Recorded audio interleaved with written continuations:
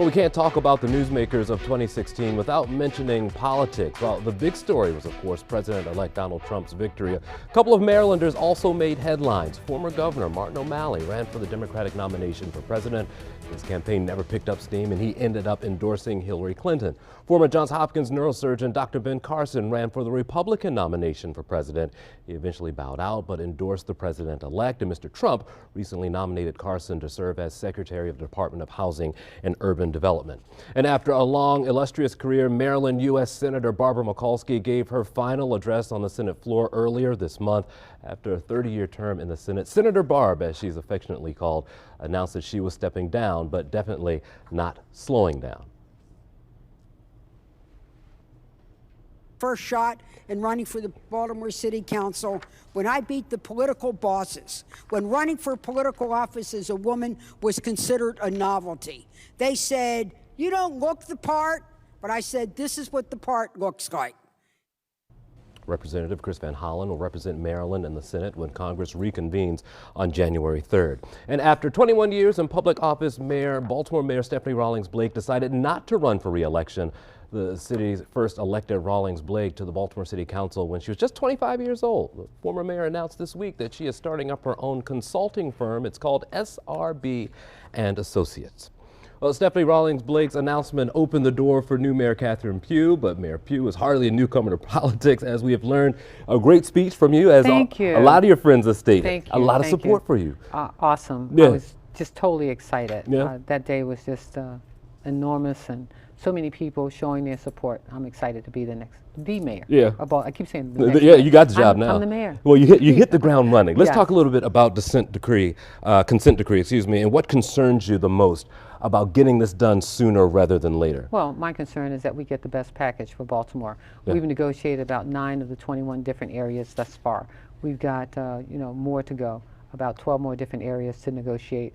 We're looking forward to continuing that work. I've got a great team working on it thus far, and so we're in negotiations. Loretta Lynch was in my box on last Saturday for the Army-Navy game, and she talked about what a great team she was working with. I understand that she's coming back here, but we're excited about the work that we're doing, and I know that the most important thing is that we understand the role of the police department in our city. We did some changes in Annapolis last year around police reform. We now have body cameras on our police officers. We've got them in the trucks. We've got cultural diversity training going on, but we've got a lot more work to do. We're encouraging officers to live in our city. The mayor, the former mayor, and I put in incentives to get police officers living in our city. As you well know, 75% don't live in the city. Sure. So we've got a lot of work to do, and we'll be continuing to work on this negotiation. Also, the eyes of the White House on Baltimore as well. I'll tell you about the project. You know all the particulars, but I'll remind our viewers. They're saying summer job creation, addressing violence, a park program, among other things, could help our city. What did you make of that report? Oh, I thought it was great. I was there when we did when the report was announced. I was there when we talked about it. I applauded it. This was the Obama administration's initiative. We're so grateful for all that they did for Baltimore, and we look forward to continued support for Baltimore from the federal government.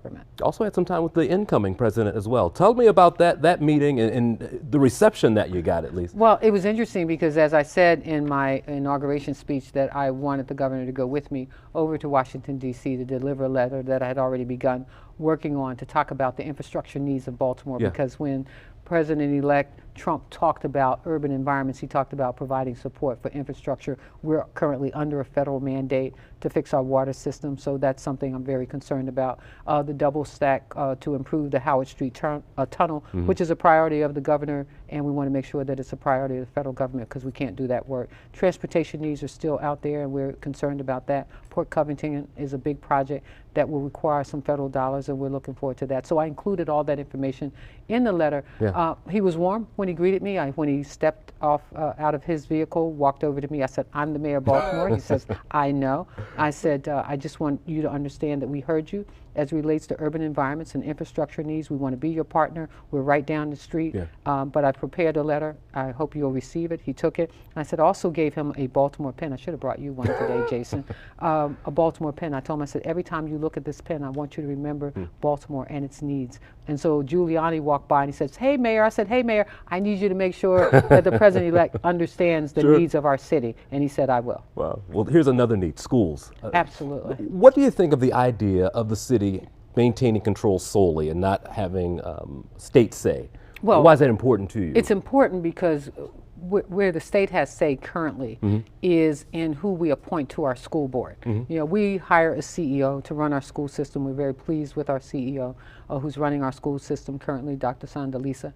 But we want to make sure that we're appointing people to the school board that want to be effective leaders for our school system. They should know everything there is to know about our school system. They should know how many children we have in our school system. They should know the needs of our school system. When we go to Annapolis, they need to be there advocating with us. You know, it's not about the funding because it is a formula-based funding for the entire school systems across the state. We've got to make some adjustments because, as you well know, last year we missed out because of some of the things that we're doing citywide that will enhance us economically. And while those economic needs are important, our school system has to be among our priorities. Sure. Another priority, violence. Commissioner Dave Lucia earlier, how do we curb some of this? We hit 300 again, and it's starting to become a norm, which it shouldn't. Well, it will not become a norm, not in Baltimore, certainly not under my watch. We're going to be focused on how do we reduce gun violence. We've got some legislation that we're going to take to Annapolis. But I want to say this to the people of Baltimore. It is so important that we get control of our violence. You know, people shooting each other, they don't get to, and these young people who are involved in criminal activity, this is not a movie. When you shoot people, they're dead. They don't get to get up tomorrow and star in another performance. So we need people to understand that we've got to curb the violence in our city.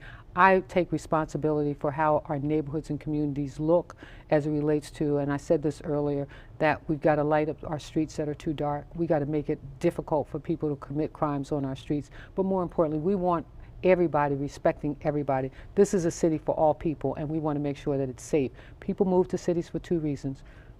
Low crime, great schools, and we're going to be in the top cities in this nation as it relates to both of those areas. Well, we wish you the best. Thank you so much. Thank you for coming by. Thank we you very appreciate much. it.